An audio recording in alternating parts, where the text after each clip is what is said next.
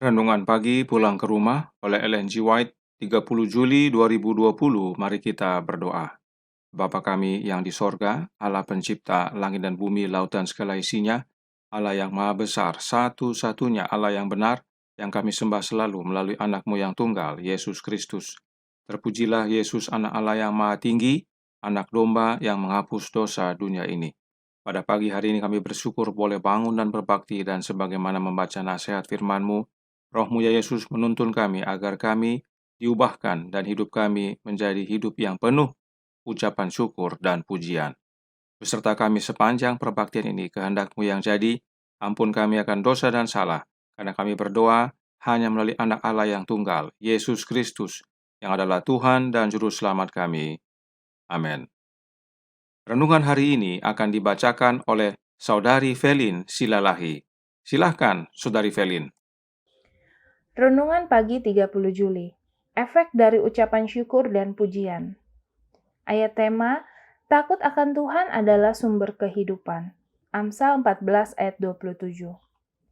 Tidak ada yang lebih cenderung meningkatkan kesehatan tubuh dan jiwa daripada roh ucapan syukur dan pujian. Adalah tugas yang positif untuk menolak kemurungan, pikiran dan perasaan-perasaan yang tidak puas, sama baiknya dengan berdoa. Jika kita sedang menuju ke surga, bagaimanakah kita dapat berjalan seperti iring-iringan pelayat yang meraung dan mengeluh di sepanjang jalan ke rumah Allah kita itu? Mereka yang mengaku sebagai para pengikut Tuhan, tetapi senantiasa mengeluh, bahkan seolah-olah menganggap kebahagiaan dan kegembiraan itu dosa, tidaklah mempunyai agama yang sejati. Mereka yang suka bersusah terhadap segala yang menyedihkan di dunia yang alami ini, yang suka memandang daun-daun kering daripada mengumpulkan bunga-bunga nan indah yang hidup, yang tidak melihat keindahan di puncak gunung-gunung yang besar dan di lembah-lembah yang ditutupi dengan rerumputan hijau, yang menutup panca indera mereka terhadap suara kegembiraan yang berbicara kepada mereka melalui alam, yang merdu dan indah kepada telinga yang mendengar, mereka ini tidak berada dalam Tuhan. Mereka menutupi diri dengan kegelapan dan kekelaman, yang sebenarnya mereka dapat memperoleh terang, bahkan matahari kebenaran yang terbit dalam hati mereka, yang mengandung kesembuhan dalam pancaran sinarnya. Sering pikiranmu bisa menjadi kabur karena rasa sakit, maka janganlah mencoba untuk berpikir. Engkau tahu bahwa Yesus mengasihimu. Ia mengerti semua kelemahanmu. Engkau dapat melakukan kehendaknya hanya dengan bersandar pada lengannya. Adalah hukum alam bahwa pikiran dan perasaan kita didorong dan dikuatkan kalau kita mau mengungkapkannya. Sementara kata-kata menyatakan pemikiran, adalah juga benar bahwa pikiran mengikuti kata-kata. Kalau kita mau lebih banyak menyatakan iman kita dan lebih bergembira karena berkat-berkat yang kita tahu sudah kita terima, yakni rahmat dan kasih Allah yang besar, maka kita sudah pasti mempunyai iman yang lebih kuat dan kegembiraan yang lebih besar. Tidak ada bahasa yang dapat menguraikan, tidak ada pikiran fana yang dapat memahami berkat sebagai hasil dari penghargaan atas kebaikan dan kasih Allah. Di bumi ini pun kita bisa memiliki kegembiraan seperti sebuah mata air yang tak pernah kering karena diisi dengan air hidup yang mengalir dari tahta Allah. Maka marilah kita mendidik hati dan bibir kita untuk mengucapkan pujian akan Allah karena kasih-Nya yang tak terduga itu. Marilah kita mendidik jiwa kita supaya menaruh pengharapan dan tinggal dalam terang yang memancar dari kayu salib di Golgota. Janganlah kita lupakan bahwa kita adalah anak-anak Raja Surga, putra dan putri Tuhan semesta alam. Adalah kesempatan kita untuk memelihara perhentian yang tenang di dalam Allah. Seri Membangun Keluarga Jilid 4, halaman 225 dan 226. Terima kasih atas penata layanan Saudari Velin. Tuhan Yesus memberkati. Saudaraku dalam Tuhan, renungan hari ini menyatakan dalam Pulang ke Rumah halaman 227 paragraf 5. Marilah kita mendidik jiwa kita supaya menaruh pengharapan dan tinggal dalam terang yang memancar dari kayu salib di Golgota. Kenapa kita harus mendidik jiwa kita untuk tinggal dalam terang yang memancar dari kayu salib di Golgota atau Kalvari? In Heavenly Places, halaman 368, paragraf 4, Nyonya White menjelaskan, hanya dengan terang yang memancar dari kayu salib di Kalvari, kita dapat mengetahui sampai mana dalamnya dosa dan penurunan umat manusia yang telah jatuh melalui dosa.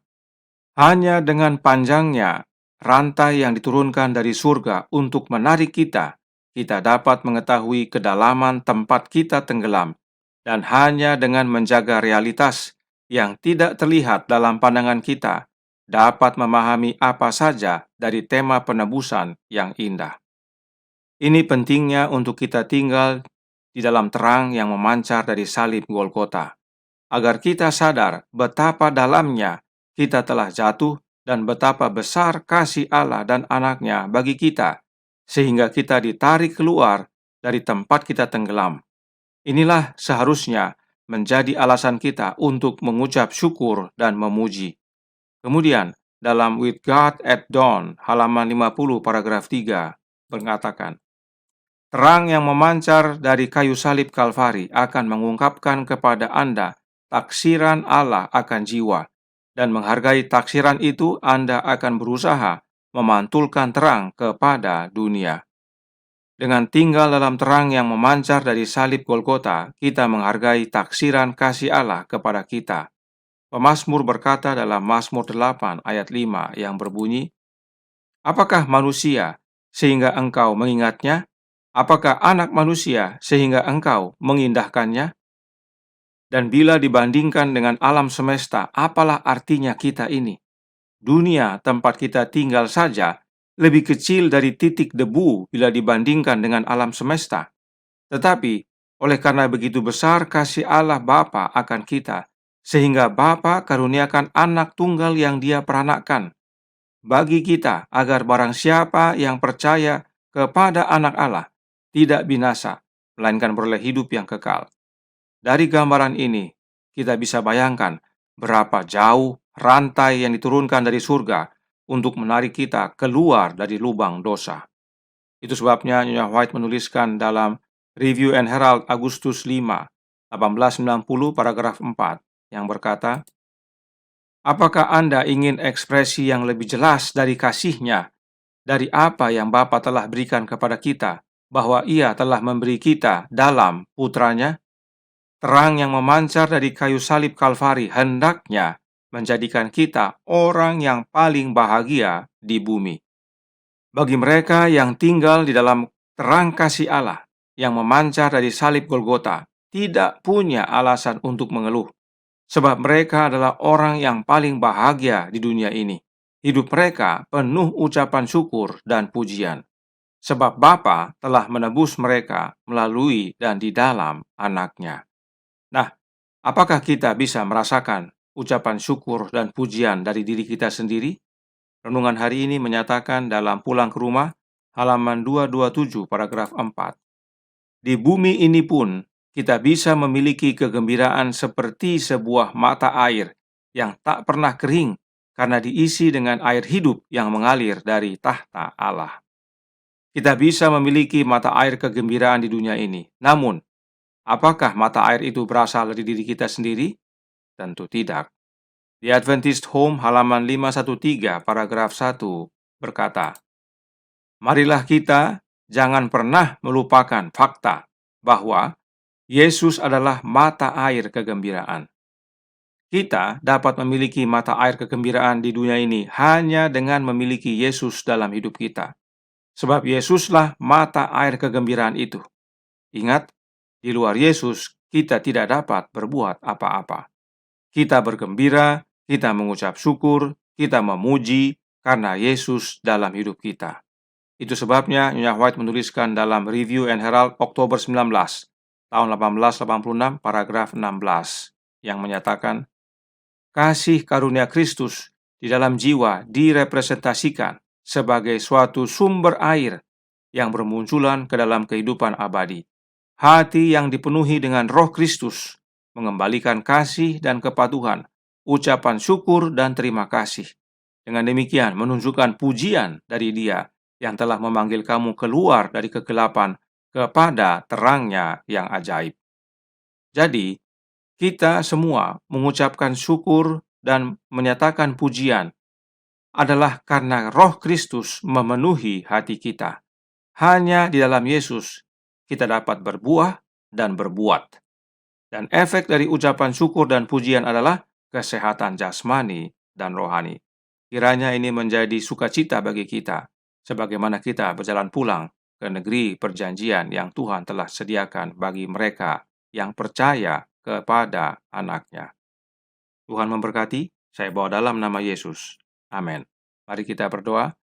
Bapa kami yang di sorga, Allah pencipta langit dan bumi, laut dan segala isinya, Allah yang maha besar, satu-satunya Allah yang benar, yang kami sembah selalu melalui Anak-Mu yang tunggal, Yesus Kristus. Terima kasih atas nasihat yang membawa sukacita ini. Bahwa hidup kami bukanlah hidup yang penuh dengan keluhan. Hidup kami seharusnya penuh dengan ucapan syukur dan pujian. Karena begitu besar kasih-Mu, Engkau menyelamatkan kami, menebus kami dari dosa dengan mengaruniakan Anak-Mu yang tunggal bagi kami yang berdosa ini. Tuhan, kiranya ini menjadi sukacita dalam hidup ini, dan itu karena Kristus tinggal dalam hidup ini, menguasai hati kami, memenuhi hati kami dengan Roh-Nya. Tolong kami ya Bapa sepanjang hari ini, beserta dengan kami ya Yesus, kehendak-Mu yang jadi, ampun kami akan dosa dan salah, karena kami berdoa hanya melalui Anak Allah yang tunggal, Yesus Kristus, yang adalah Tuhan dan Juru Selamat kami. Amin.